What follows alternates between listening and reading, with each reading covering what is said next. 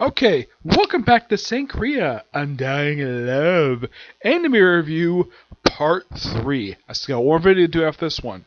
That one discussed the OVAs. This one discussing the last 4 episodes of the anime. Now here's the interesting with this one. Now unlike the previous episodes, where you had 3 out of the 4 episodes are different manga, this one it's just 2 out of 4. Yes, episodes 9 and 12 are complete anime original stuff. Episode 9 is simply put just to focus on Maro for a whole episode. Ria is there. Chichiru is not actually in the episode, surprisingly. Ria is there as mostly a supporting character. It just focuses on Miro and her friends, which I looked up who voices them. One of whom was voiced by one who I not the one let's see, I'm trying to remember. There's one voiced by Lucia Christian. The other one is voiced by Caitlin Glass. Yes, another couple series for them. Yep, great voice actors, by the way. And yet these characters only appear in like one episode, and that's it. Yeah, look for potential like zombies. And first they suspect the art teacher that she's possibly feeding a zombie. Nope, it's just a pet alligator. Red herring. And then of course the other one of the friends basically, because she sees a zombie, or something a zombie. Nope, nothing. And, well, then Mirror says, hey, there's a zombie living with me, and except she doesn't eat people, she eats hydrangea leaves. Okay, perfectly fine. The episode itself is just okay. It's interesting to focus on Miro, a character who gets barely any focus in the actual series. And in case you're curious, though, even though, yes, this is an original, is there any focus toward Miro in the actual manga itself? The answer, no. She gets barely any focus at all. As a matter of fact, she gets barely any screen time half the time in the manga. It gets mostly focused on Shotaro, Rhea, and Wanko. Yeah, she actually gets good amount of screen time in the actual manga. A little bit more than Miro, the actual sister. Yep. Now, here's the thing. Now, if you watch like the end of episode 8, you're like, okay, now Chocho got kidnapped, and yet this episode Rhea is at home, not go looking for the mansion. Yeah, this is something. This is just ignores the events of. You could presume this takes place prior to what happened with the kidnapping. It's possible. Why the heck they aired this way? No idea. Episode 10 picks up exactly where episode 8 left off, where now. The scene they actually do show in here, from what I can tell, is complete anime original, because this episode is mostly a mixture of anime original content and adapted from Chapter 8. Yes, Chapter 8. Yeah, because they decided to do, okay, let's just throw in some anime original content for just no reason at all. Because if you look at it like, okay, we have episode 7, basically the first 6 episodes all adapted from the manga, first 6 chapters. And then 7 is just an original, 8, that from the manga, 7, 9, and original, 10, 11, and basically that from the manga. And the final episode is pretty much mostly an original, though it does delve a little bit into canon stuff in a way. So, basically, now the opening scene itself is completely added in, because it's not in the actual manga itself. Yeah, for some reason they actually edited it. I couldn't find this in the manga itself because I was rereading the chapters that these were adapted from, and this particular sequence is completely added in. Yeah, where basically, I think it might happen out of order, but it didn't happen in the chapters I read. No, it didn't happen in chapter 8. No. Let me look. I have the thing up right here. Let's see.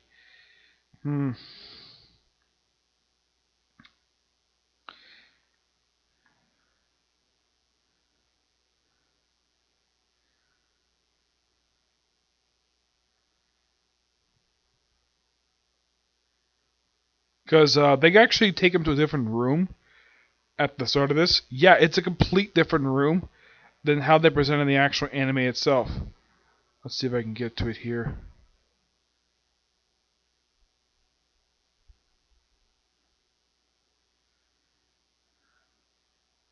Yeah, they added this sequence in here. Where, okay, he's taking a different room, basically a plain room, where he's given a juice, except he's tied up with these seatbelt things, and he meets Arya's stepmother. Yep, meets her stepmother. And gives pretty much her backstory. This is probably taken from a little bit later in the series, where it details the fact that her father, the Jiro, basically where she went when Arya first met her future husband, but she didn't take an interest in her just yet. Basically, it seems like he would, and then of course he fell in love with a woman which they refer to as a cripple, basically a woman who's kind of paralyzed. Yeah, fell in love with her and decided to propose marriage. And the thing is, according to Arya, his whole family was against it because she's not from a rich family. Yes, apparently, get this. In the way that she explains, apparently the maids are hired purely to be future brides. To be basically a future bride candidate for the heir. Why in the world they basically would hire a maid to become a future wife of the future owner of the mansion?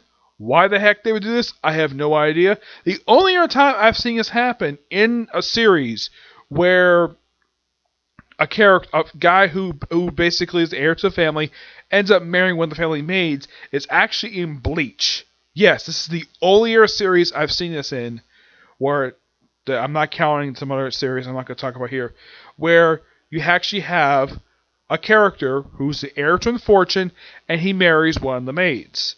Now, in the case of what happened with Bleach, in the case of that one, he didn't have much choice in the matter, but he wanted to preserve the Quincy family line. That was explained in the actual manga itself. But it's very similar to happen here, except that this is done on purpose. That was done by sheer coincidence because it was actually had a thing for him. So, and because she was a half Quincy, that's why this one later became the mother of Urdru. In the case of this series, yeah. In the case of, now it's been noted in the actual manga that Arya has got the largest chest at the entirety of the cast of the series. Renko has got the second largest of the entire series. There's actually one of the maids who's actually got the third largest. Yeah, they actually note this. Yep. And Arya, because, well, her husband doesn't want to sleep with her. Yeah, they married this whole time. They've married for about 10, 15 years, and they've never slept together. I'm like, really? You married together for that long, and yet you two don't sleep with each other? You're husband and wife, and you don't sleep with each other? Like, oh my gosh, a loveless marriage. Wow.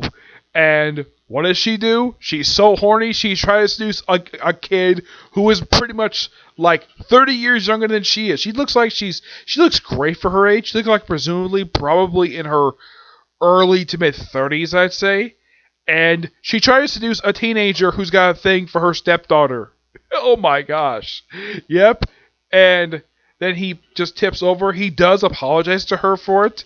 Because apparently he doesn't like get kissed by a living person for some reason. Don't know why, but... And here's the thing. She's not mad at him for doing that. Oh no. She actually doesn't yell at him for rejecting her. He was just trying to be polite. Because the fact that, well, she's the stepmother of his girlfriend, his zombie girlfriend.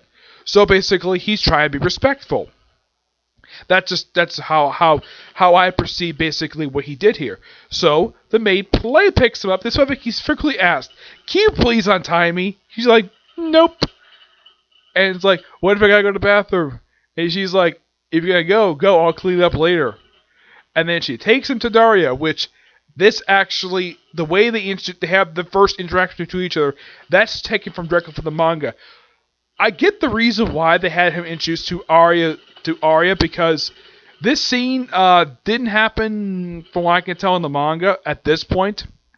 He does meet her, but much later on in the series. Yeah, basically that's when he basically tells the backstory.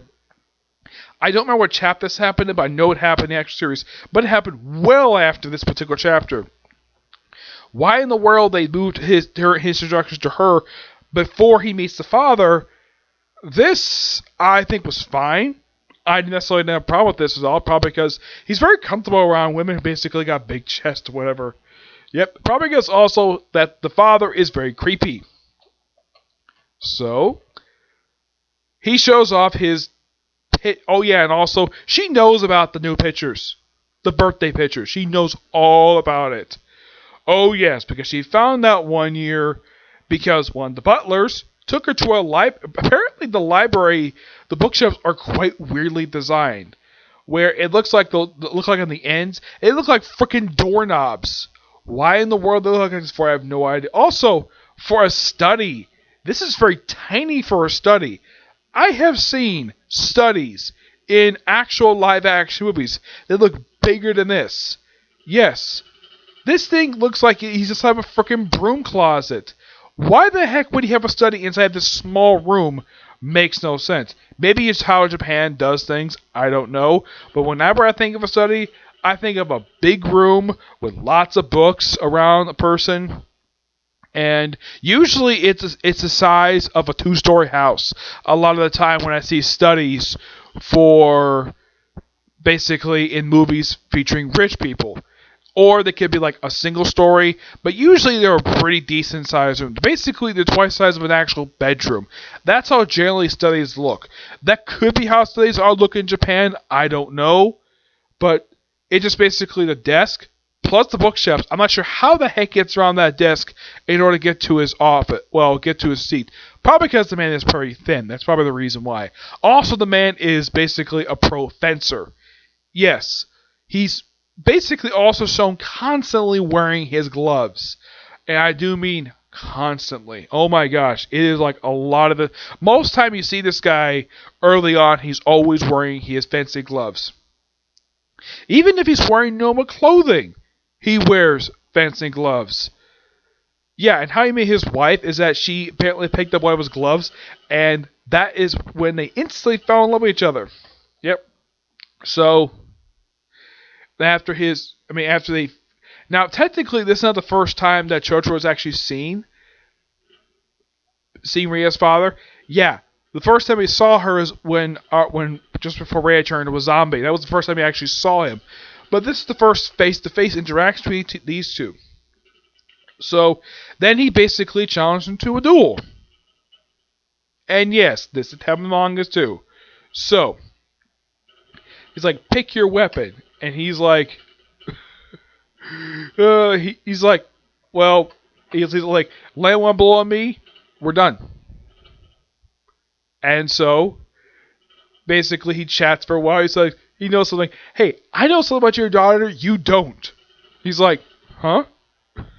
Yeah, he's taken aback by it. And meanwhile, the Rey is trying to break into the mansion. But she's basically taken away by the maids. And I'm thinking, though, Rhea, you do know you have zombie strength. You have super strength. You can easily get away from these maids.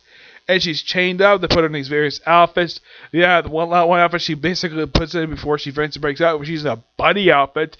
She looks like one of the Playboy bunnies.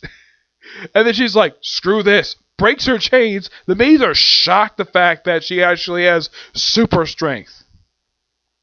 Then she gets away, and then of course, basically Chotaro tells Rhea's father how she really feels. The fact that his overprotectiveness basically almost took away from having a normal life, and the fact that being with him basically means that she's had a normal life. And at one point, because he gets so irritated by his chattering, he stabs him with the fencing sword that has poison on it. And then he's like, wait, how the heck are you alive? I stabbed you for the frickin' gut. And he's like, well, I got turned with half zombie. Probably because of the kiss that basically radiated to him back in episode 4. That's probably what caused this. So pretty much he explains basically that he'll take care of Rage. And of course, they talk about the cure. It's like, why don't we just work together instead of basically be enemies? He's like, okay, I agree with that. She can stay with you for now. And then, of course, they actually changed the line from the manga. Because in the manga, he tells them privately, no sexual intercourse before marriage. In the anime, he says, don't take away her chastity. He's like, sure, I won't do that. And then Rhea's like, what did you two discuss? He's like, and it's like, it's between us. Don't worry about it. And of course, like he wanted to move to America, but he basically does himself basically to get a cure. He flies off, and he's not seen again. He's not even in the final episode. I don't know if he's in the OVAs or not, but in the manga, that's the last time we see him for quite a while.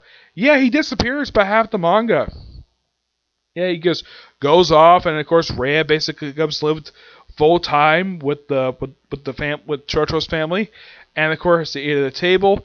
Well, basically, of course, because it was when he basically collapses. Then, of course, he wakes up, he sees Rhea in a nursing outfit, which that was so funny. Miro's there along with basically a couple of Rhea's maids. Like, did they bring him to his own house? Yeah, this is something not even the manga explained. Like, okay, first he's in the fencing room, and then he's back in his own bedroom. Like, okay, like, did we miss something here? Did she manage to bandage him up, convince a couple of maids to grab a car, to drive back to his house, carry him to his bedroom, and basically dress up as a sexy nurse, and have Mira by his bedside, and then of course, let's take care of him now. And then Ranko shows up, and says, "Hi, yeah." Now in the manga, it says, "I'm his cousin's fiance," and he's like, "Don't joke about that. That's a joke." And in the anime, she says, "I'm the older sister figure." Yeah, no, Harley barely mentioned the fact they're cousins. Yeah, they barely mention this at all. And then, of course, the episode ends basically with Ray at the dinner table basically eating the leaves. Now, this portion of when Ranko shows up and juices herself, that's the end of chapter 9. And then from the whole about the joke up until the table, that's all taken from the first 6 pages of chapter 10. After that, once they get to the table part, that's the end of basically adaptation-wise. Because the rest of this episode and the following episode is all completely original, because in the manga, she puts on the actual... She was mentioned about the rain jacket she was given back in episode 8. In the manga, she actually puts it on. And then she decides, though, in episode 12, they have a fireworks show, which he goes to. And after the fireworks show, which was on Komodo, and she basically had this wonderful scene between Ranko and Rhea, where Ranko reveals that she's in love with Chotaro, and basically she wants Rhea to be her love rival. It's like, okay, we're in love with the same man. I'm okay with that, but I won't give up basically him. And she's like, okay, fine. And of course, yeah, she's also in love with him too. Yeah, doesn't tell him yet. And of course, they talk while she's putting on her Komodo, basically on Rhea's Komodo. Yeah, and it's nice that the Wonkos want to do this, because I don't think even, Chocho would be good enough, basically, for him to do this, because I don't think he's even ready to see her. He kind of see her partially naked, but not fully yet. And then, of course, they have the fireworks show. And then, of course, at the end of the episode, she decides she wants to go back to school. So she goes back to her mansion. And apparently the maids have no problem with being there at all. So she goes back, gets her things. She runs her stepmother, where she goes, "Mom, yes, just be polite, because, she did marry her father, even though she's not related by blood." And she says, he's like, "Did you expel me?" And she's like, "No, I can't expel you because I made a promise to your father." Okay. And she's like, "Don't expect any money. If you don't expect any help from me, not even money." He's like, "Okay, that's fine." And then she just basically blocks her away briefly, and then she walks off. And then, of course, don't worry, from what I read, she does show up in one of the OVAs, so don't worry about that. She goes back home, and then she goes back to school, and, that's it for the anime. A nice ending to the anime. I do appreciate it. Now, in the manga, there's the way they have Rei go back to school was just completely all of a sudden. And I think the way the anime did it would basically have her do this, reunite with her stepmother, going back to the mansion. This was fine. Great way to end the anime. I got a hand to the studio team for doing it. It's a nice ending. Despite it being an anime original, it is quite nice, because the thing is, I get kind of the reason why they decided not to adapt the rest of Chapter 10, because all that does is set up an arc that pretty much sets up the end of the actual manga itself. Yeah, because what happens is that basically a woman shows up at the temple, and it turns out this woman is an old basically assistant of Chocho's grandfather. And then she basically takes him off and he disappears for about 20 chapters. He disappears for quite a while in the series. Yeah, I kind of get the reason why, because that just set up for something later. And if they were to do season 2, I definitely think that they could do season 2. Now, if you're curious though, like, how did the manga end? The manga ended basically, oh yeah, and also the episode ended with basically having Chotaro and Rhea go back to the hotel when she first transformed into a zombie. And then she basically enters it and she actually bites Chotaro's lip, and that's how the episode ends. Now, if you're curious about how the manga ended, basically she goes back fully into this state and the only way to come back out of it. At one point, she had her own brain cells removed thanks to a surgery by the Zaba stuff that happened toward the end of the series. And the way she got memories back was being Chotaro's heart. And Chotaro got an artificial heart because of it, and she became the White Witch. Yeah, she's actually alive again. The whole thing being a zombie, that actually is resolved by the final chapter of the series. Because that was a recurring plot thread about the entire manga, basically, of Chotaro trying to turn Rhea back, trying to cure her. Her father basically was working for that too. Yeah, and that's a plot thread from chapter 11 up until like the final chapter of the series. Yeah, it takes a good chunk of the series. If they were there season 2, I would not be surprised if they actually adapted from the rest of chapter 10 and go through pretty much the rest of the series. There's still plenty of material they could adapt for season 2. If you're curious though, the manga was 56 chapters. The anime only went to the first 10, like about the first 9.5 chapters. Well, basically 9.25 chapters. Because they only went to the first 6 pages of chapter 10 in the Pendulum episode of the series. Because if you watch the end of episode 11, it kind of feels like that could be the end of the series and potential start of another season if they wanted to, but they decided the emergency, which was fine. But I got hands in the anime. It's actually a really good ending to the series. And I'm definitely looking forward to discussing the OVAs, which that'll be the last thing to discuss for the series. Now, I've been really itching to do the Goblin Slayer movie, to watch that. But at very right now, I'll probably save it for tomorrow. Probably as soon as I get up tomorrow, basically, I'll probably start watching it. And when I get home tomorrow from work, I'm going to review it. Yep. And of course, also tomorrow, I'll finally get back to Naruto Shippuden. Okay? But until you see the next video, which probably end up probably in an hour, because it's only 3 OVAs, so highly that'll take too long, okay? See you next video. Bye.